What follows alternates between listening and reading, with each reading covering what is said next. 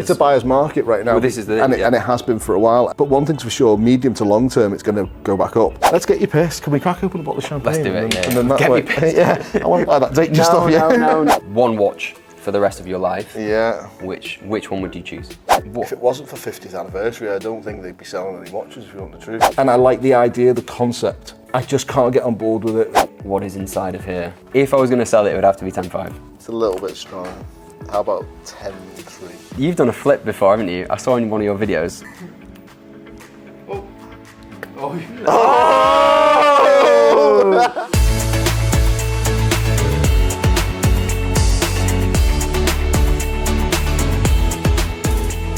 Right, I'm in Liverpool. I'm with the now famous Lee from GMG Watches. Thanks to you as well. Nah, he's doing really well on YouTube now. Yeah, appreciate it. We're getting to 5,000. We're getting there. We're on the march.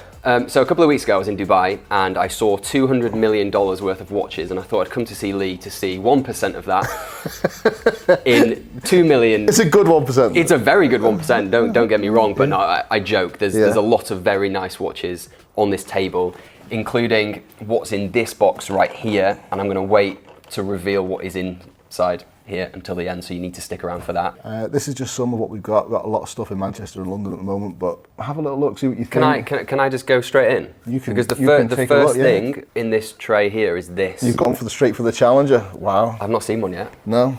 Well, as soon as you went straight for the Challenger. Ah.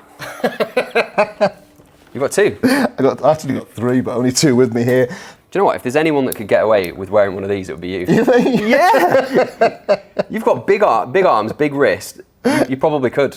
I look like an absolute idiot. Like a fool. It does look like you're going to take off with that thing. It looks ridiculous. Yeah. I strangely like them, but they are too big to wear. Why would Rolex want to make a watch that literally is the size of a giant? I get the idea of them. I'm looking forward to seeing the Yachtmaster ROLEX Titanium. Page. The next one I want to go to is this. Okay. This is pretty nice. This is Day 40 Arabic. It's 2017 fully stickered, and yeah, you've got weight to that exactly. Yeah. And you've just been to Luxury Souk, so that'll probably fit in right there. Saying that he had won a collection, what a day! Like, you must have loved that. Yeah, it was good fun to see what he had. And the funny thing is as well, like, there was a lot more that he didn't show. Oh, ridiculous! Honestly, I mean, that guy is the ultimate watch dealer at the end of the day, and he controls a market basically. Oh, yeah. Very nice. Is there anything that you would go to from here? I love the Meteorites. Yeah, I've got a thing for them definitely. I've got a couple of them in my personal collection. I strangely like the yellow and champagne. I don't know why. It just So I was trying to buy this morning. I was trying to buy a Daytona TBR, which I had one. So I had one in my own personal collection many years ago, and I bought it for 88,000. That watch went to like 300-400. Wow. And I was trying to buy it today for 160, but I couldn't get the deal over the line with the client. But I've kind of always wanted to kind of replace that one and get that back into my collection, but waiting for the right price, but it wasn't meant to be, so. It probably doesn't get the love it deserves. I don't know if you agree or not, but I've talked about that before. This watch, discontinued, full steel. Why is that not more popular? What do you like? What is it? And also with the two-tone GMT as well, the yellow, gold and steel. Well, two-tone historically has never done as well. Why that one doesn't do as well, I think just because things like the sub outplayed it. I think also when you put that next to a Batman, weirdly people just want the Batman even though it's the same watch, but I don't know, it historically it's never done as well. That was one of the first watches I ever owned, was the black GMT. Really? Yeah, I think that was probably my third or fourth watch. These do okay, these yellow, gold, blue subs, full gold. Yeah, very nice. Yeah, that was 2022, new. Do you agree with this? I don't think there's probably a better time to buy watches than now. 100%.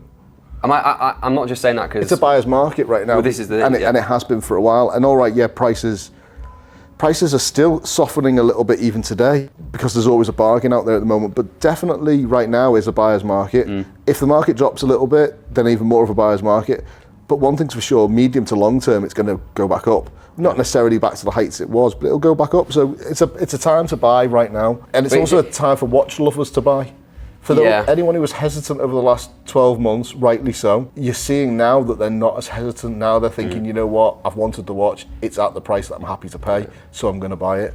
I'm always hesitant to say that though, because like we sell watches, so saying that it's the right time to buy is kind of like, when is it not in our point of view? I'm not, because I know, because for me, I speak based on fact, and based on the fact that we had a superb June, a pretty good May, a really good April.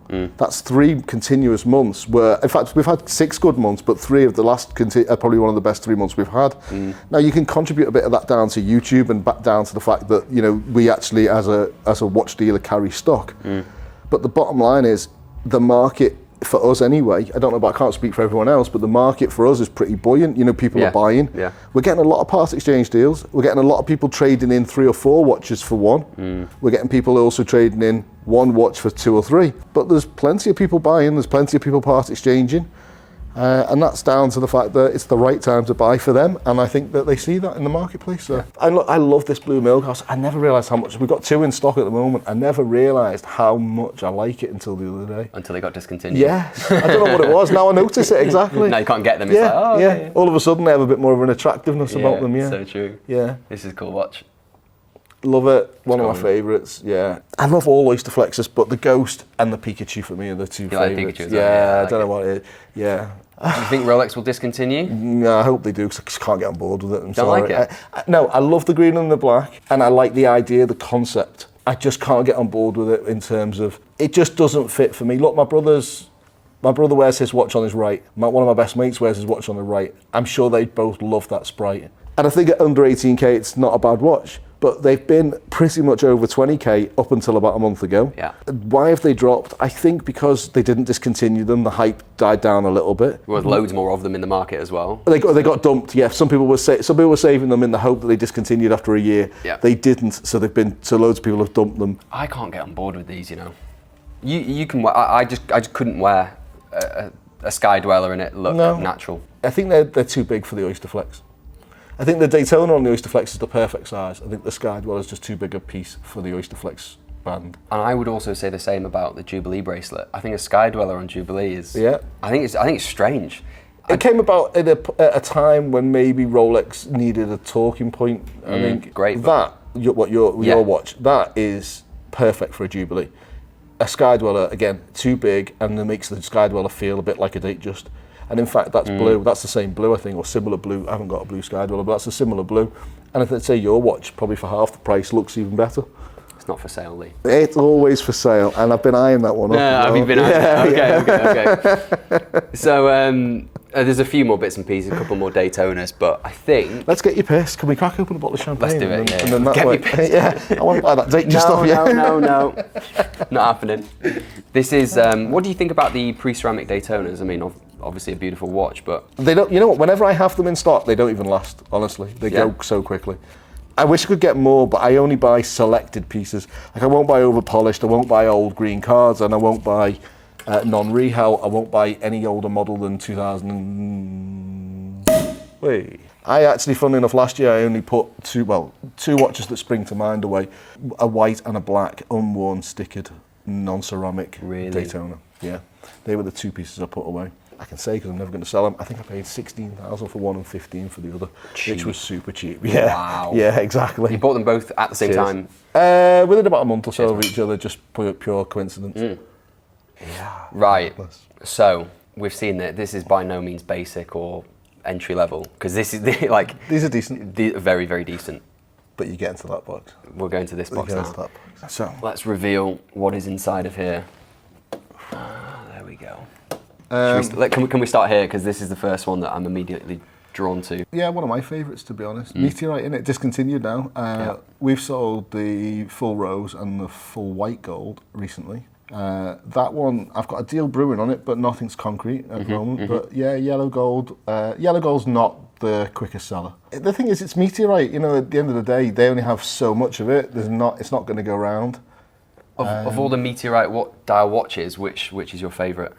This possibly, but to be honest with you, I had the white gold Daytona Meteorite Full Gold in my hand the other day, and it's a bit special.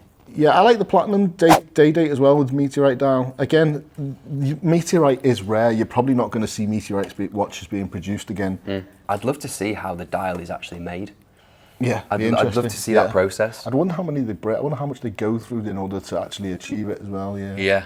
Then you've got a 5740, which is kind of like my grail watch. That's my definitely my grail watch. I want one of them for a long time. It's beautiful. It is stunning. Absolutely love it. It's got the new clasp as well. Which is, They all come with the new clasp, I think. Yeah, so that one's kind of like that was one I was trying to get for a while at the right price, and I finally got one. If you could pick one Daytona, any Daytona that's ever modern. So for me, there's one I was saying to you before off camera. The one that got away from me is a TBR. So I'm kind of wanting that TBR Platinum. back. Yeah, platinum TBR. Trying to buy one this morning. It's on my mind. The full pavé. Full with pavé, the baguette. full baguettes. Yeah, it's beautiful. Yeah. What is maybe? I don't want to be negative, but when the right customer comes along, and whatever I say, he's still going to want to buy it because he's either got his heart set on it or not. It's an RM28. It's kind of like very entry level. That kind of watch is around sort of below 80,000, titanium, and it's entry level, so you can Patek it up or trade it up. Funny that you say entry level. 80 grand entry level. If you said that to anyone that didn't know watches, and you say it's entry level 80 grand RM, they'd be like, what? Well, I got told off the other day for saying that 12 grand watches were entry level. They are though. Well, they are to us, and I get that 12 grand's a lot of money to some people. But in this world, 12 grand is an entry level piece, you know. And we are starting to do a lot more under 12 grand watches, like Tudors, Breitlinks, that type of stuff, Omegas. What we do in our world is 12k. Because what are you going to get for like an OP? Yeah. A sub, just about. A Datejust, depending on dial. So it is. Yeah. Now then. Let's go to the daddy. Should we just go straight to it? Yeah. I've got to take this off. Yeah, love this. Never ever had one of my own, to be honest. I've had a couple of like 5980s and I've got a couple, but never had the full rose. I always had the leather. Couldn't afford the full rose. yeah. What's your opinion on the rose on a Patek versus an AP versus a Rolex? If you had to rank the rose precious metal, Patek wins. I think so. Yeah. I think the blue pops a bit better. I like the rose on APs the most. Okay. Yeah. What is with AP at the moment? Like, what? If it wasn't for 50th anniversary, I don't think they'd be selling any watches, if you want the truth. Yeah. They've kind of died, haven't they? Yeah, it's weird. I guess I kind of take the positive from that and look at them as they're a really great opportunity to actually jump into one and own one. Yeah. You know, I sold a few big APs recently, in particular the AP Salmon titanium piece. We sold that the other week and we've done a video on it, and we haven't even released the video yet, but what a watch, like incredible of a watch. Yeah, it's so light as well, and just it's a 1 of 300 piece. I've not had many people asking for AP, and I just don't know why. I'm always hesitant when a client wants to trade an AP in. This is, again, personal watch. It's only a personal watch because I've had it that long. It literally feels like it's married to me. It's part of the furniture. Yeah, I bought it so high. I'm losing money if I sold it today. Yeah, quite a lot. It's discontinued, obviously, because they stopped making them in 2015. Yeah. I don't see a time where I would pick this over a full precious metal or a steel. I'm not a bimetal kind of person either. No. Especially for Patek, but it's different. I wore it for a few hours when I got it the other day. I kind of enjoyed it, you know. You have to try them on, you know what I mean? See Stuff that only a dealer would say, but I wore it for an hour or two. If it's not unworn, that's what I love about these watches. If they're not unworn, you can get the opportunity to wear them a little bit and see what they're like. I'm not in love with it. I wouldn't go out myself and buy it, but I can see why people do like them and why they do buy them. Probably would you say a top 3 Patek? 5712, which one? Yeah, this 5712. Definitely one of my faves. It's got to be, hasn't it? I bought my first one for 19.5 grand. Yeah, long time ago. 5712, what year was that? 1990. I remember people offering me them at 27 grand and turning them down. You know, I thought they were too expensive, you know.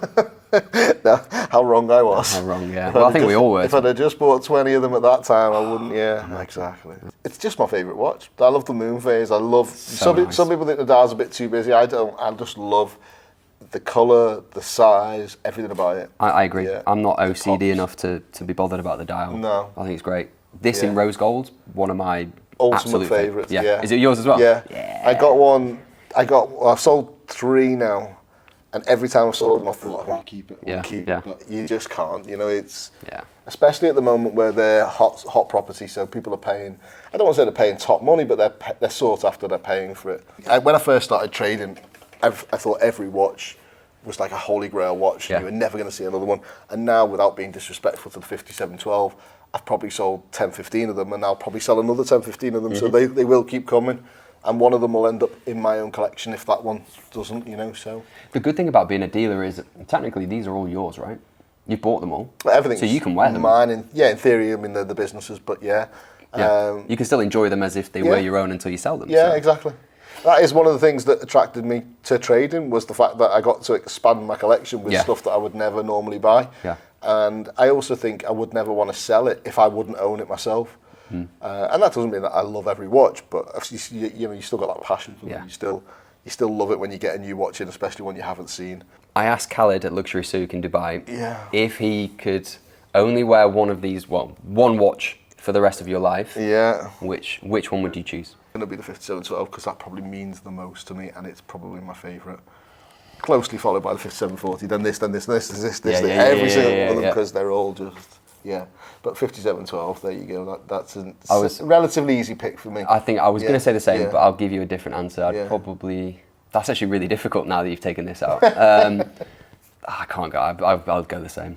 Yeah. It's a shit answer, I know, but... I haven't got it out here. I thought we had it, but that new GRNR, I'm quite the full yellow gold. I'm quite partial to it. Yeah, I've not seen one yet. I've sold 3. You've sold 3? I've seen that you've had a bunch. We've got 2 more in London, yeah. Have you got some here? Have you got one here? I've only got the Bi Metal here. It's up there. You can see it. Oh yeah, you got the Bi Metal. Yeah, cool. Yeah, I love the Bi Metal, but the full gold is just something unique, something special. Yeah, I'll pick the same as you. Easy answer, cop out, but decent. But yeah, all good. Thank you so much for watching, guys. Like the video, comment what you thought. If you want to see more of me and Lee together, I'm sure you probably don't at this point. No, you definitely do. You definitely do. But yeah, I'll see you soon. Thanks. Bye bye. Thanks for that. Appreciate it. That was no good. worries at all. We did well. No, it was all good. I like the way we talked about the Patek 5712 because I'm pushing that to try and sell it, to be honest. Sorry, wait. Let's do this deal. Everything's got a price. Just give me the price and we'll make it work. I actually don't want to sell it. It's pretty mint. Okay, so what do you want? I've taken it off, Lee, to try this on. Give me some more links. I'm going to need more links. No. Everything has its price. Anyway, let me get you the GMT anyway. In fact, yeah. Pass that GMT. Oh, that's so nice. Cheers, mate. So how about I give you 9.5? You're persistent, aren't you? Well, only because I've got a client lined up for it, and it's pretty mint. It's sweet, and you can post me the box and stuff. Yeah. Name your price. Tell me your price. Well, I honestly don't want to sell it.